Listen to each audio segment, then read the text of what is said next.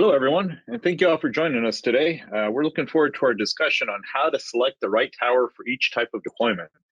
Today, we're joined by Hunter Smith of ISP Supplies and JD Long of Rohn Towers.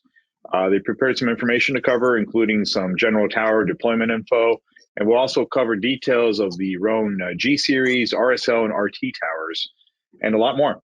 So without further delay, I would like to hand it over to them. Gentlemen, take it away. All right, thanks, Jonathan. Today's goal is just to discuss the different towers Rohn has to offer and how they might fit into your company's needs. If we don't get to your questions today, you can always, please email us at towers@ispsupplies.com or sales@isps.com, and we will get you an answer. Without anything else, I'm going to hand this over to JD. JD, thank you, and please get this going. Yeah. Hunter, Jonathan, thanks for having me on today. Appreciate it. I've been looking forward to doing this since we brought it up a couple months ago. So again, thanks for having me. For everybody online that, maybe knows of Rohn or doesn't know the background a little bit, I figured I'd touch on that a little bit. Rohn's been in business since 1948. Started out as a company that was making towers for TV antennas. And then as business grew, they bought another facility here in Peoria to get a little bit bigger. They purchased their own galvanizing tanks. The cell boom hit, and things really took off here at Rohn. Now we do telecommunication structures, we do utility structures, we also do some wind energy structures as well. So we cover a lot of different scopes, not just towers for internet or home use, but we do a lot of towers for the cellular, as well as we do a lot of utility poles on the utility side of the world. But we'll get started today.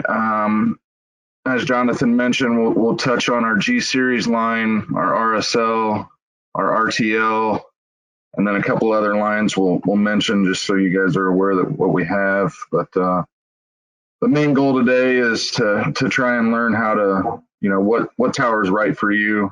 How do we decide? How does ISP figure it out? And you as a customer, how do you guys figure it out on your own as well? So without further ado, we'll jump right into our G-Series line. It is probably the most popular tower in the world. Driving really anywhere out in the middle of the country, you'll see a lot of farm homes to in the middle of the city. People have G-Series towers up for a number of different reasons. Our most popular out of the G-Series family is the 25. It's our smallest tower, but it is definitely our most purchased tower that we have. We range from the 25 up to the 65. So we have a 25, 45, 55, and 65G towers. The big differences on these, the 25, 45, 55 are all slip fit structures with 2 bolts on each leg. The 65 is a flange structure. So instead of marrying them up with slip fit, you would actually put the 2 flanges together and bolt those on the 65. So that's the easiest way to tell if you have a 65 is the flange on them. The 25s, 45s, and 55s become a little bit harder to differentiate because they're similar design, they're zigzag bracing, and they're all slip fit connections. The best way to tell is the face spreads. The 25 is the smallest, the 55 is the largest. So the 25 is 11 1/4 face, center to center leg, and the 55 goes up to 17 inches. So if you're looking at your tower and you go, well, what do I have? Do I have a 25, 45? That's the best way to tell, is to take a measurement from center leg to center leg, and it'll tell you what you have there. Along with those lines, we do have solid rod towers in the 45 and 65. And the different uses for the G-Series, you can use a bracketed a guide, or a self-supporting, different types of structures on depending on what kind of land you have or space you have at home. Will kind of dictate on how you want to stand that up. Hey, JD, how tall can each of these go for self-supporting? In the series, what's the height max that you can do? Sure. So we go up to 60 foot for self-supporting structures, but that's with the 65G. So and kind of in order, the 25, we recommend you don't go over 40 foot self-supporting. The 45, our design goes up to 45 feet. The 55G goes up to 50 foot. And then the 45 GSR and 65 GSR go up to 60 foot self-supporting. Now, you might see some older drawings from years ago where designs weren't as stringent, and you would see maybe the 65 go up to 80 foot. Nowadays, with the new revisions of the TIA standard, our engineers only call out to go up to 60 foot for those. What tower would most customers use, for a home use, for putting up a tower at a house? So again, the most popular tower that we have for, especially for home applications, is our 25G. That's the one that'll go up to 40 foot self-supporting. It often gets bracketed to homes to add a little bit more support if needed. When people are putting a ham application or an internet receiver on their towers, the 25 most of the time is going to withstand all the wind load needed for your home applications. So sometimes a 45, very rarely do we get into the 55s and 65s for just standard home applications. Unless you're out in the middle of the country and you're putting a lot more on it than just an internet receiver or some type of ham application as well. Perfect. Thank you. Yep. Like I said, you can, on the G series, you can bracket it, you can guy it, or you can do self-supporting. Our guide towers actually go up to 500 foot in our catalog, and we can probably do a little bit more if needed. But at some point, our catalog designs had to stop, so that's all they did. That's the farthest the heights went for the 65G. So yeah, if you look in our catalog, you're going to see anywhere from a 50 foot guide tower up to a 200 foot guide tower for the 25. Once you get into the bigger towers, we usually start our catalogs up at about 100 foot and go up from there. But like I said, you can go from anywhere from 50 foot to 500 foot guide, and you can see the designs right on our website. We do have a lot of good information on our website if you're ever looking for drawings of the G series towers. Let me click on here and I'll show you how to navigate it a little bit.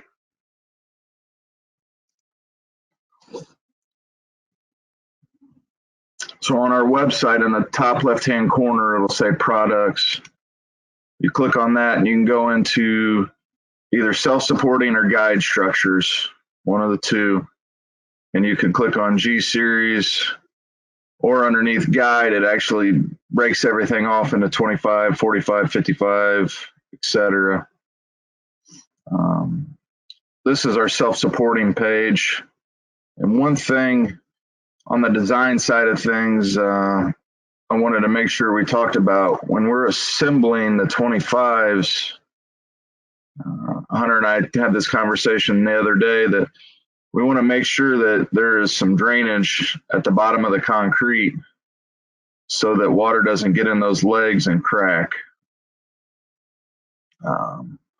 It was a topic of discussion the other day, and now that I'm here, I just wanted to bring it up to you guys. I know some people, when they go to put these bases in, they don't put them underneath the concrete. And so figured I'd take the time to make sure everybody knew that on these G series type structures that we wanted to put some drainage down underneath there.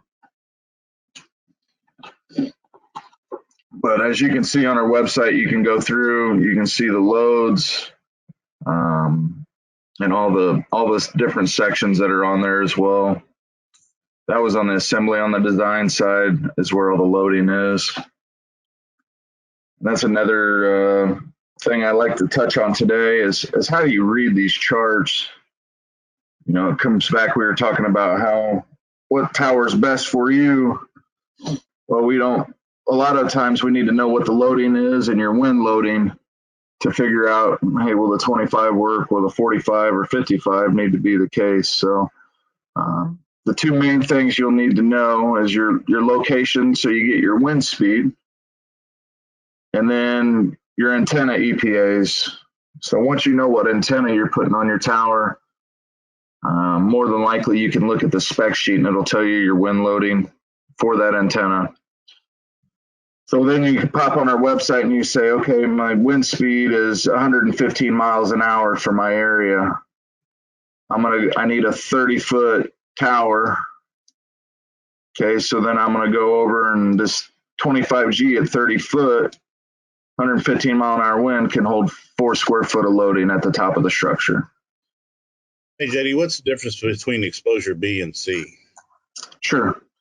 So that will be on your tower location. Exposure B means you're in either the city or a wooded area, where exposure C would mean you're out in the middle of a field. And the biggest thing there is whether or not there's going to be anything blocking your wind.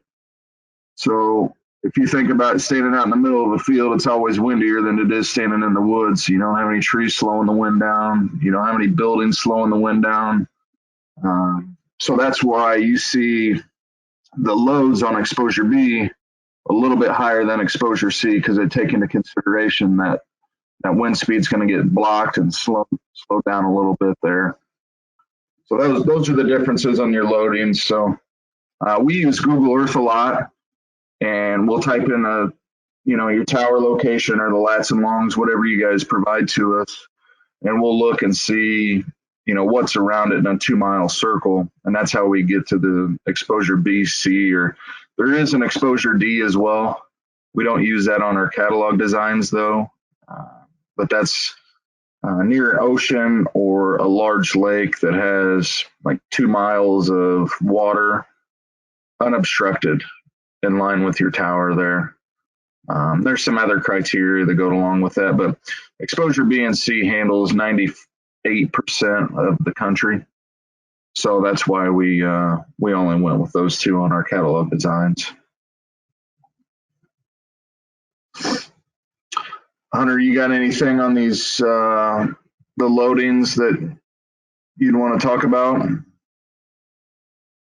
Not so much. I did have a question on. You said you go up to 500 feet. When does the FCC get involved in tower heights? I mean, I know at certain heights you have to have lights and stuff. And when do you have to get involved with the FCC to put up a tower? Sure.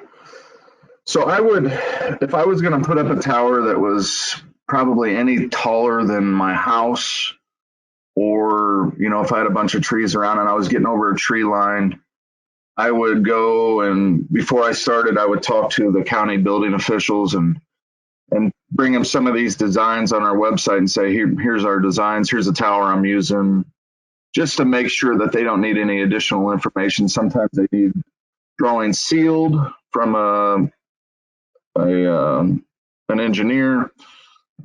Sometimes the towers need lit, and without going in and talking to them, you're probably not going to know. Now, the one surefire thing is any structure over 200 foot will need lit, and it's supposed to be anything that gets over that 200 foot. So if you do a 195 foot tower and you put a 10-foot lightning rod, you're still going to light it. So that's something to keep in mind as well. So a lot of people will go to a 195 and put a 4-foot lightning rod up to stay under that magic number of 200 foot. But I would always check with your local building officials to make sure that you don't put a tower up and they come out and red flag you and make you take it down after spending all that money. Thank you. I agree with that.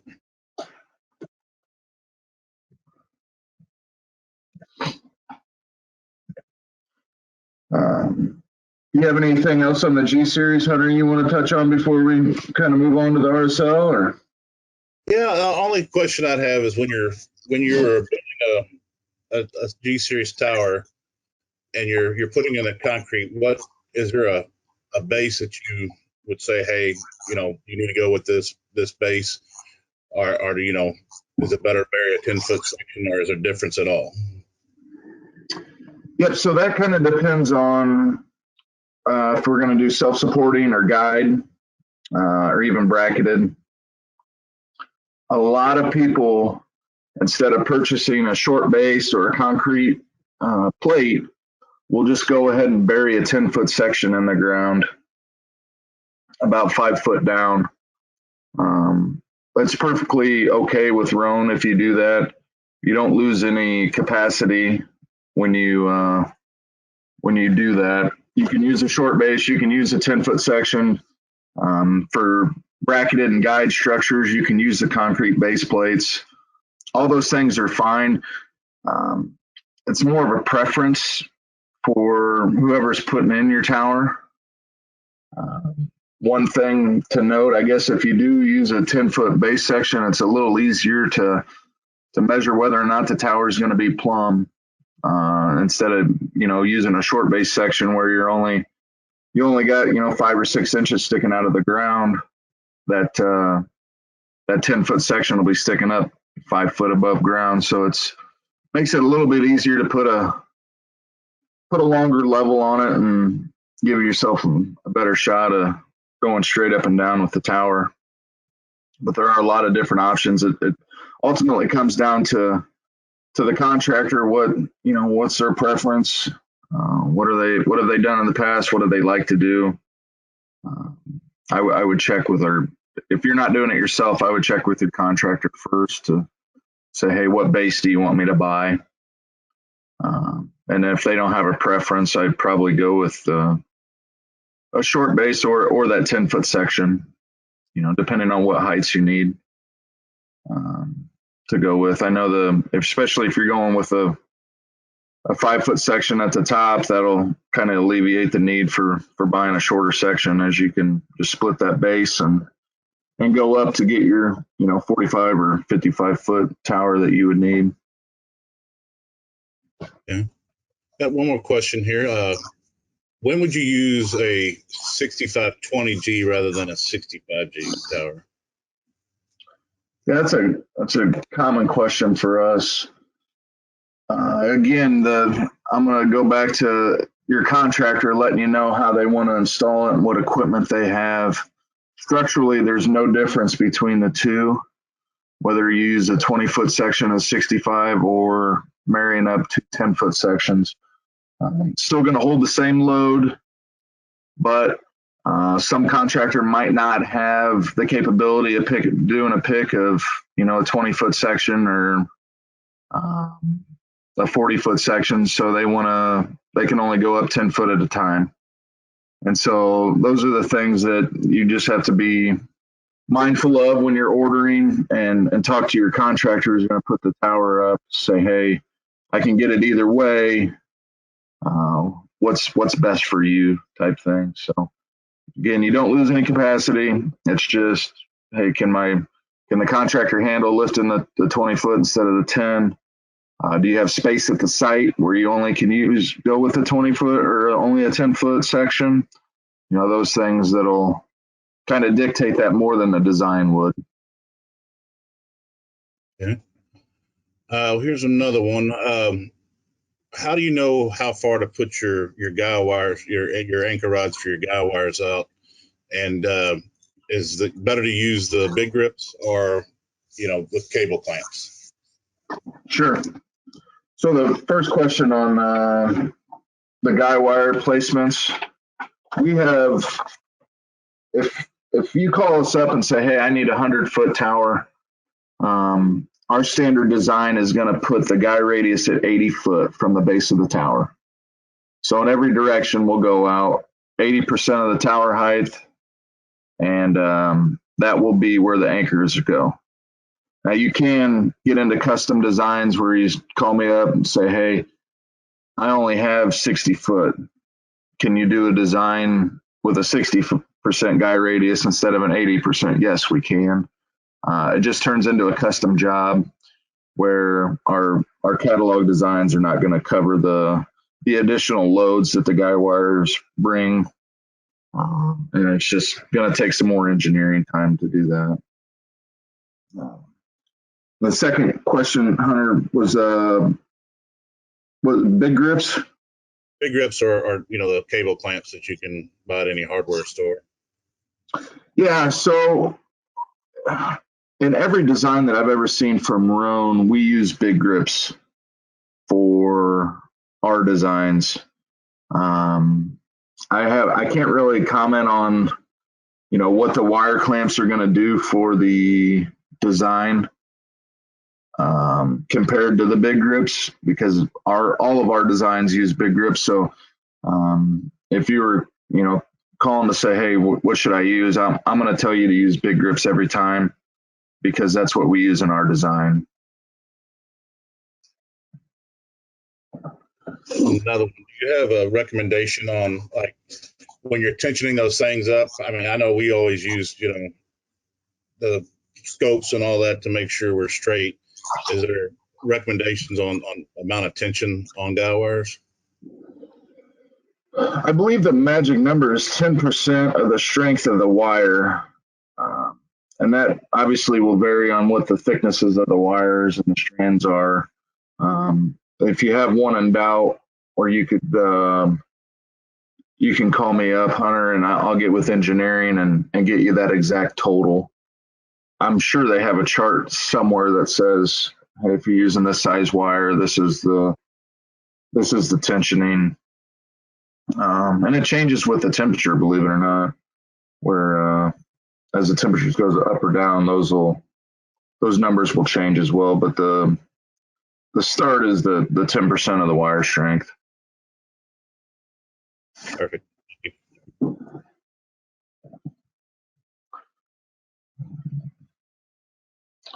So that's our G series line. Again, 25, 45, 45 solid, 55, 65, and 65 solid is what we have. Our applications are guides, self-supporting, and bracketed.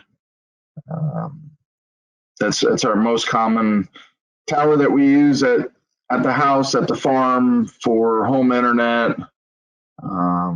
Those are kind of the types of applications that we would use the G series for.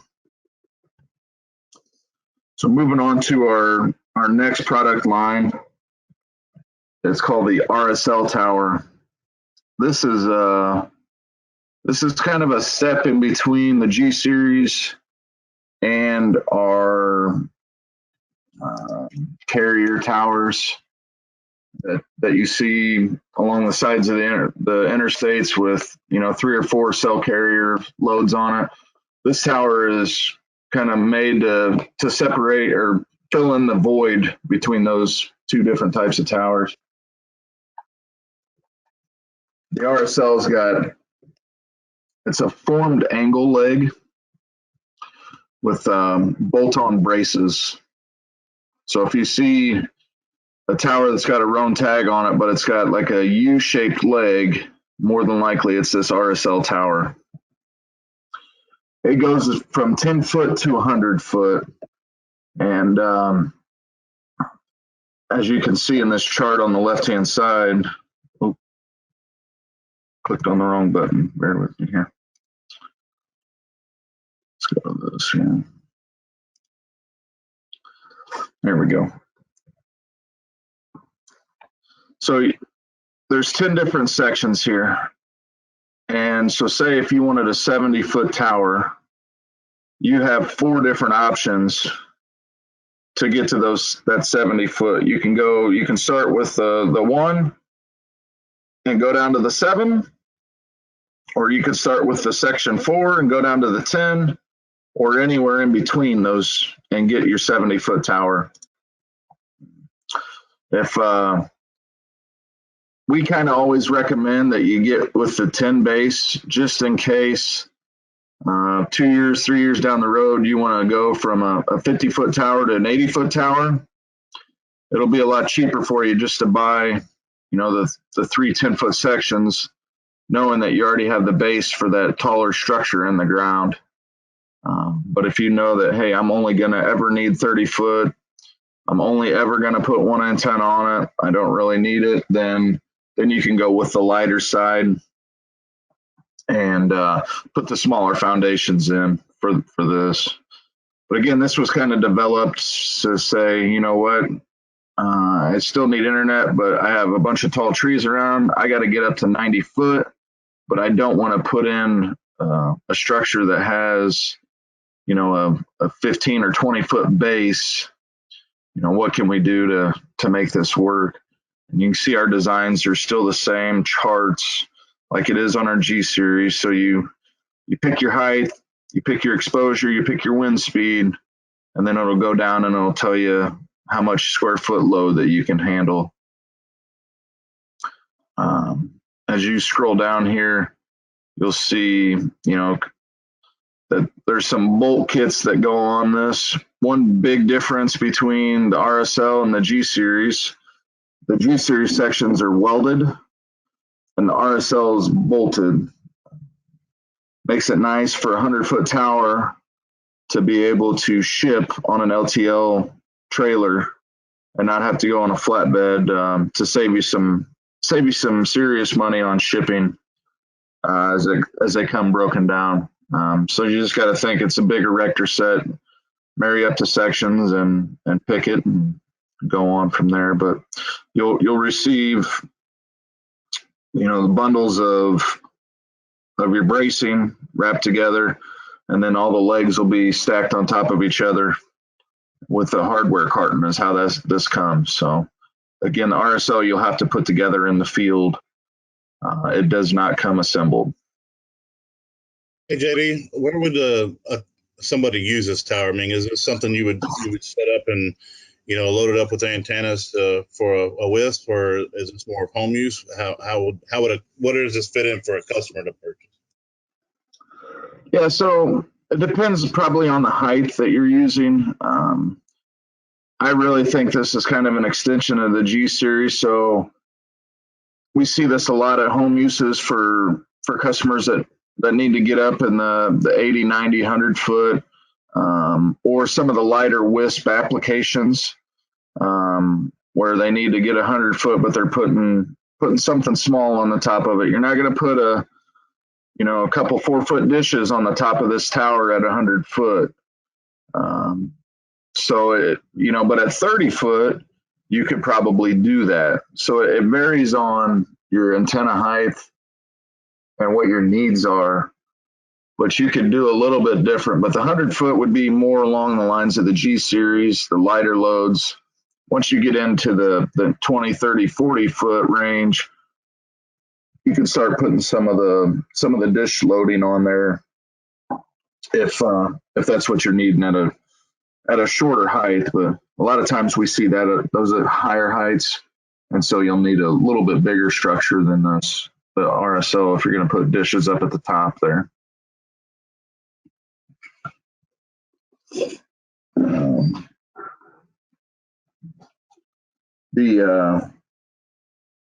Down on the RSLs too, I wanted to touch on just show kind of how the sections are put together. So as you see, there's a zigzag here, but it's just a bolt on. The braces come together, bolt down, and then the connection of the legs, the formed angle just wraps around each other with a 2-bolt connection at each leg, on each side of the leg, for the splices there. So that way you guys can see a little bit on how it goes together, how you're going to have to put it together in the field.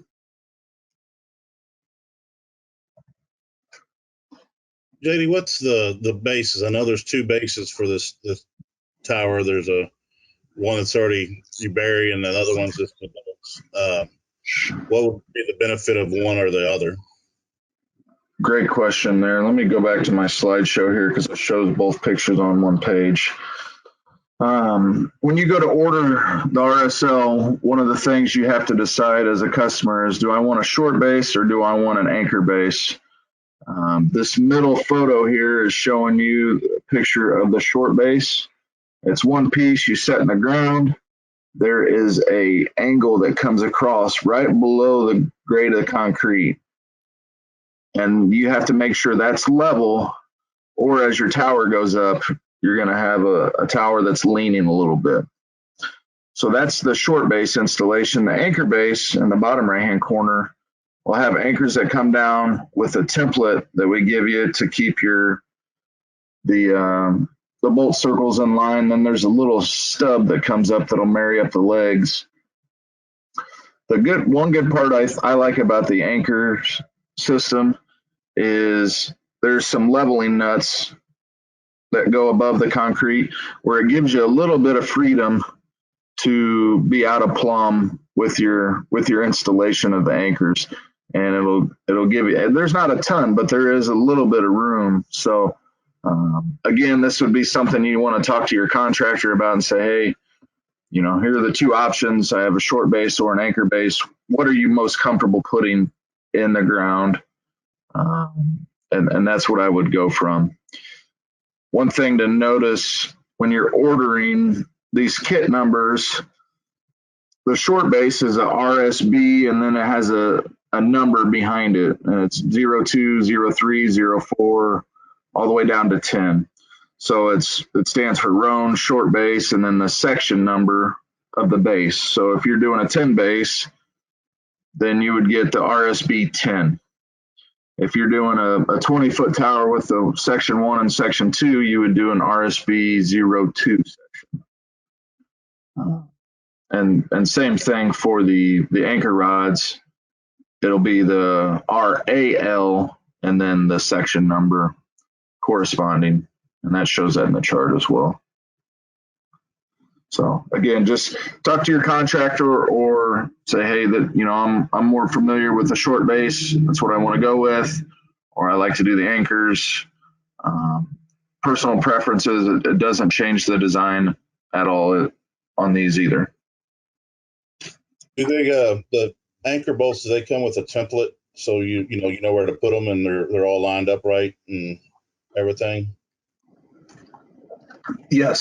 So on the top left-hand corner of this smaller photo here, you'll get anchor rods, you'll get these bottom templates, and then on the top, you're going to get this full-size template, which will have 3 of the trapezoidal templates that your anchors will go through, and then it'll have 3 angles that give you the correct base spread, and that ensures you that you're putting the anchors in their correct location.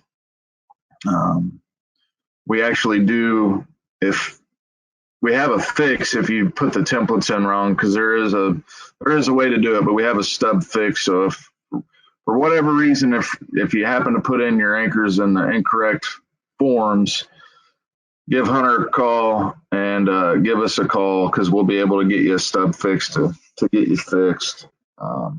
Just in case that ever does happen. But we do provide these full-size templates so that we try to alleviate that. Some people like to build their own templates, but we have them in stock and ready to deploy. So we would strongly suggest you get these templates when you order a tower.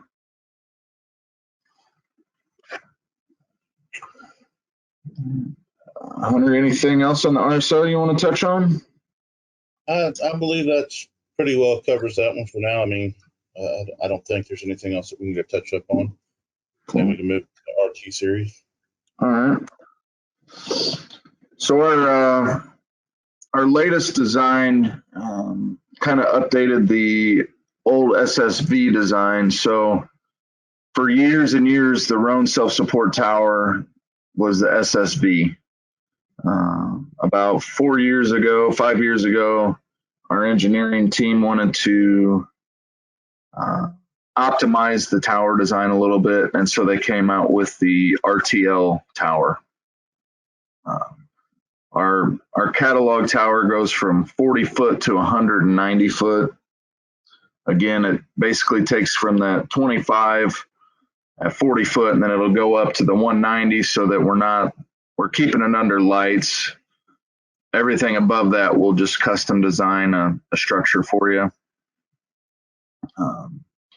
But we figured anything under 40, your G series towers are going to cover. Between 40 and 100 foot, we only did a medium tower. And from 100 to 190, we do a light, medium, and heavy. And so the thought behind that is the lighter towers, between 40 and 100, the RSL will handle. A little bit heavier from 40 to 100, the RTL tower will handle. And then above 100, we go with the light, medium, and heavy. So you'll have 3 different options on a self-support structure. These towers can hold anything that you want. We've done up to 600 foot already self-supporting for the RTL.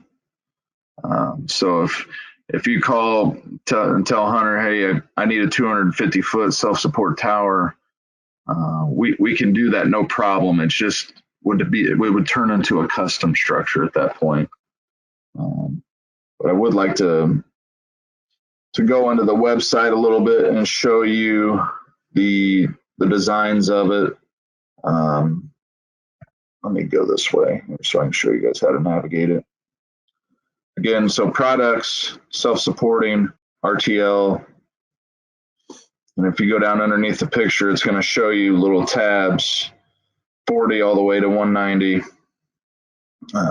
Again, 40 to 90 will only have mediums.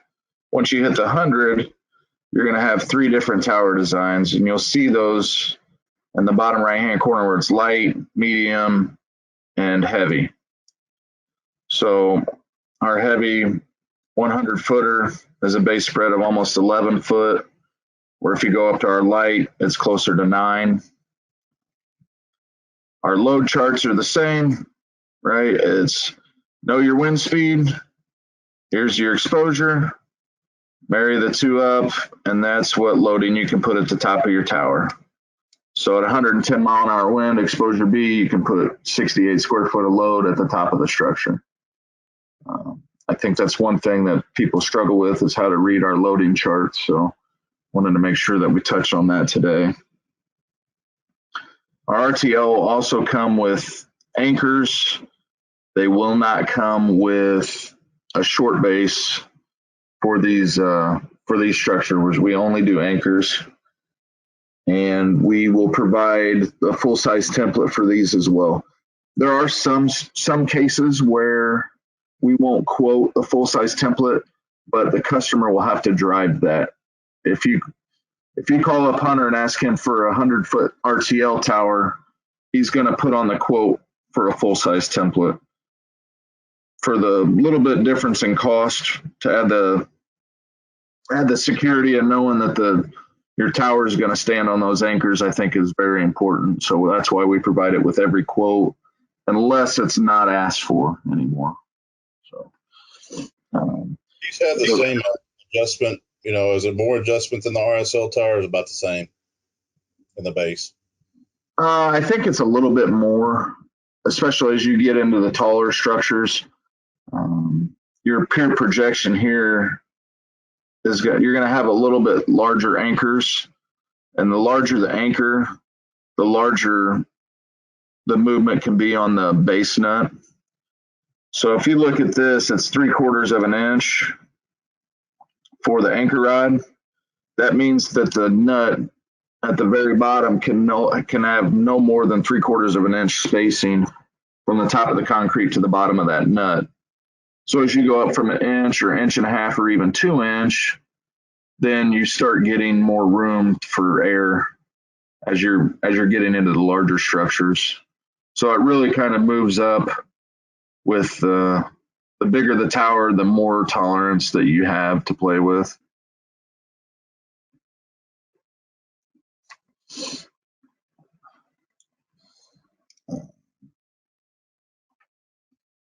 Perfect. Thank you, JD. So, and then along with that, I wanted to show you guys how to read the foundation drawings as well. So if we were looking at the 100-foot heavy design, all right, one of the big questions and the big cost is, well, how much is my concrete going to cost?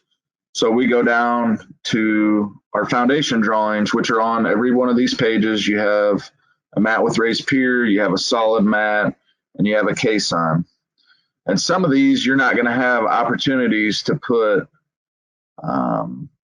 for the, let me go down to the 100 heavy, it doesn't have an option for the caissons to do. So, but anywho, let's go up to the mat at 100 foot in the heavy tower.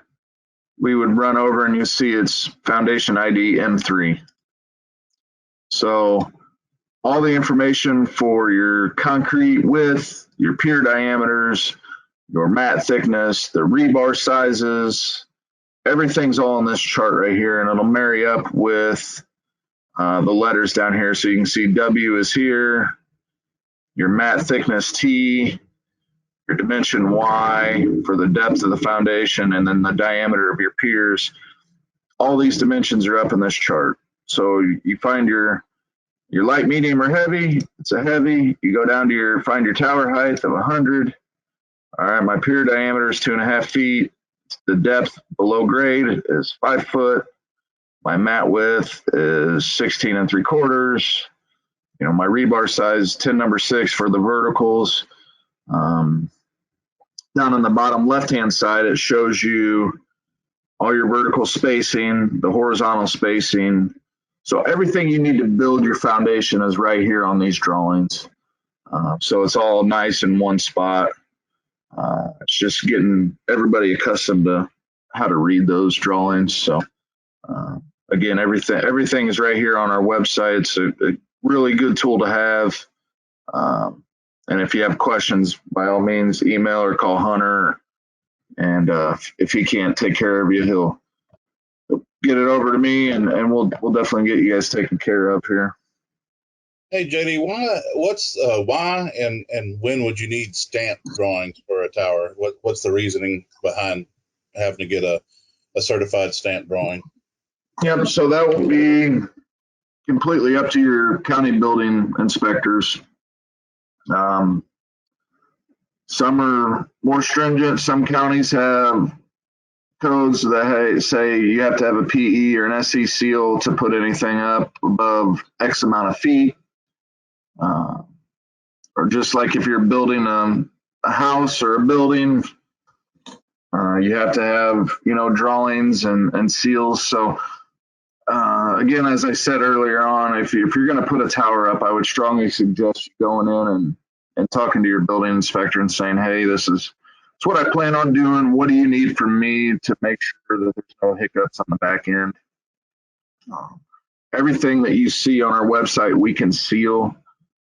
As far as the G series, the RSL, the RTL, we can seal catalog packages, and it'll show the loading of what you see on our website.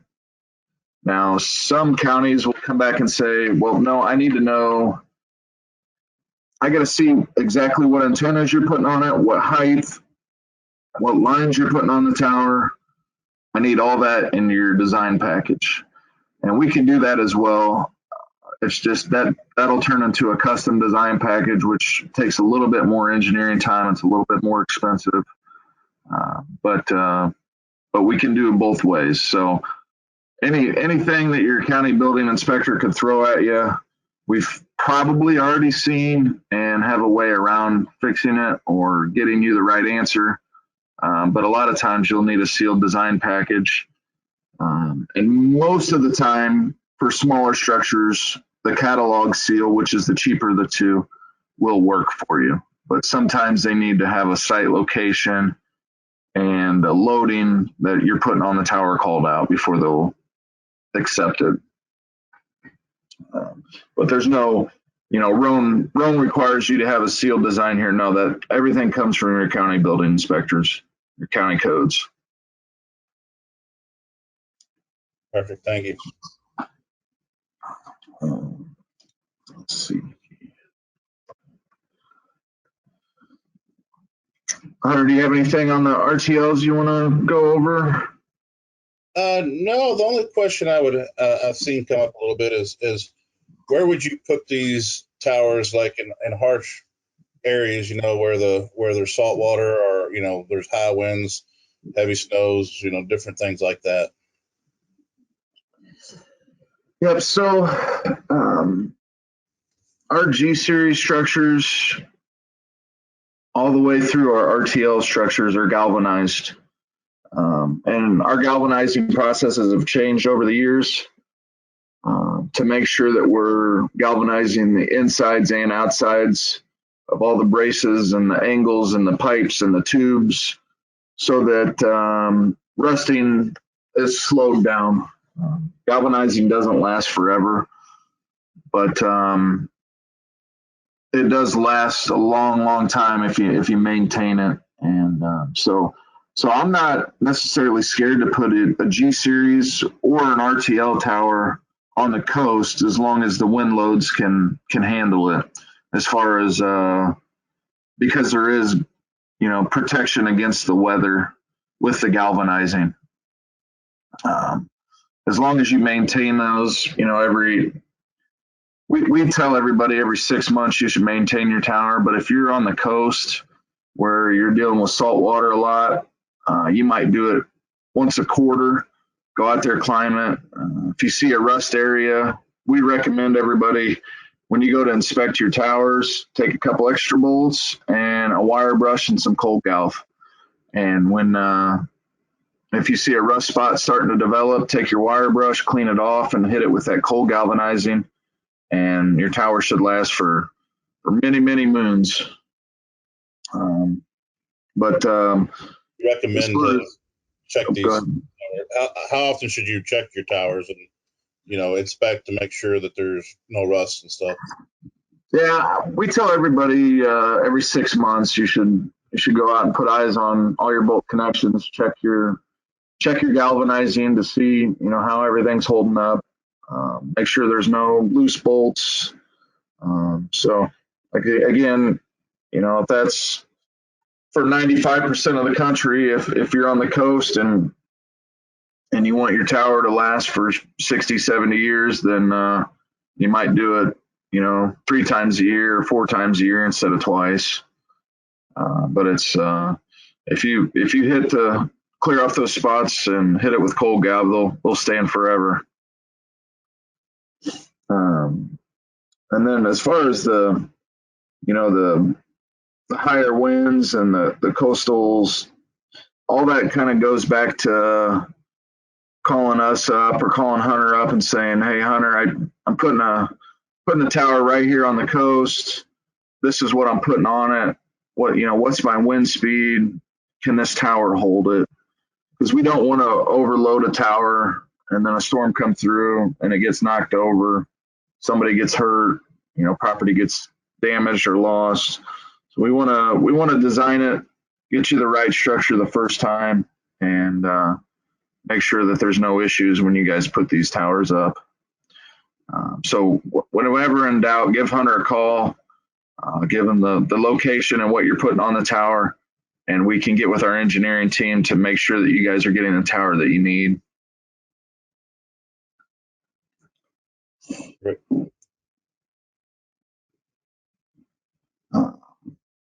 And then just a couple other things that we have just in our catalog that you might reach out to Hunter for.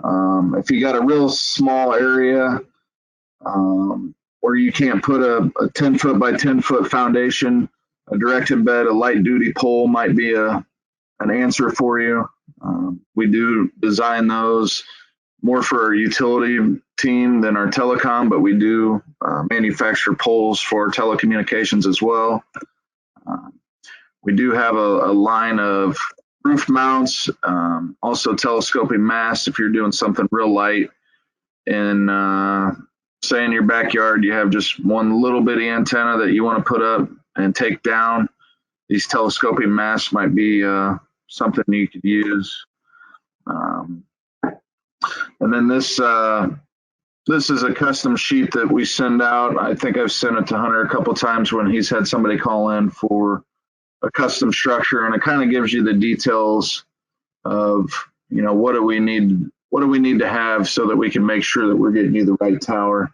And like I said, these the location and the loading are the two biggest factors on what we're getting you for your needs. So once we have those two things, then Hunter and I can go to work and get you the tower that you need, and for the most cost-effective solution as well.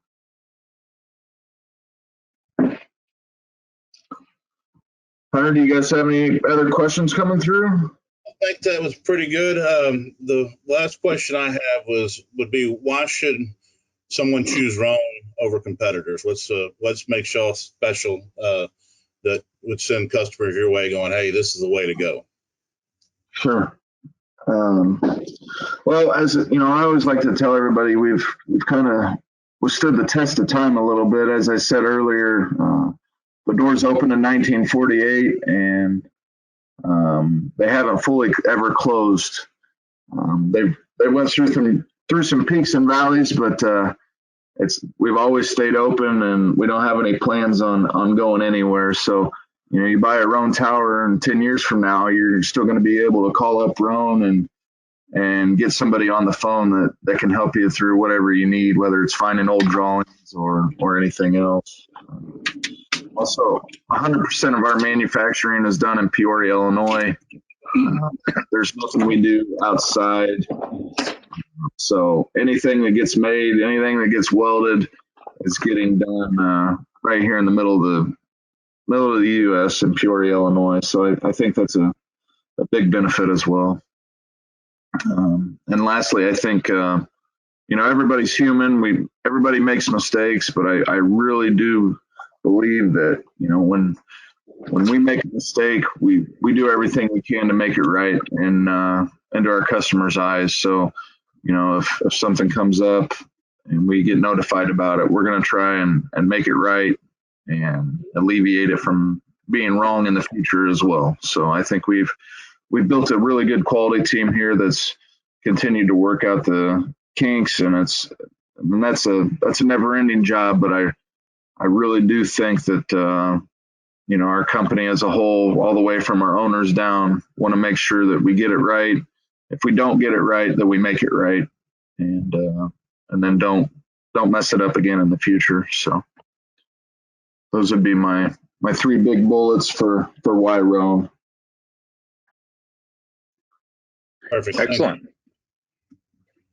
Well, that's all the time we have today. Thank you, JD. Thank you, Hunter. Thank you, gentlemen, for covering all that very useful, detailed information on tower selection, deployment tips.